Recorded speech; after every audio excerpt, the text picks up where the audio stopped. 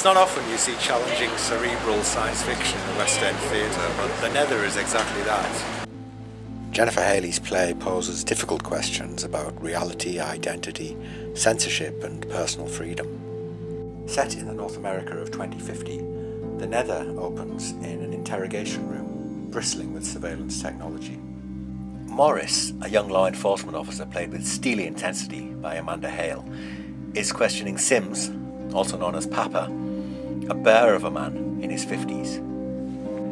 He's developed a virtual, sensual world in the Nether. That's the future word for the internet. Courtesy of some stupendous special effects, much better than this, we're afforded a glimpse into his domain, known as the Hideaway, where guests can do unspeakable things to little girls, safe in the knowledge that it's not real.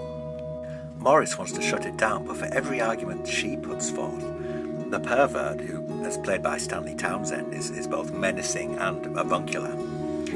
He has a carefully considered rebuttal. He points out, for instance, that he's never harmed a real child. He says everything he does is with consenting adults in cyberspace, so what business is it of the state? And so the back and forth continues. In the midst of this terribly dark scenario, you have an old man, played by David Calder, who's addicted to life in the Hideaway. There's also a child actress, it varies from show to show, playing a paedophile's online fantasy figure. The writing remains tasteful, but her presence is disconcerting, to say the least. The whole play is disturbing in one way or another. I can't say I was moved by it. It's devoid of warmth, and the characters are very damaged people. However, as a piece of thought-provoking speculative fiction, it's powerful and it's riveting.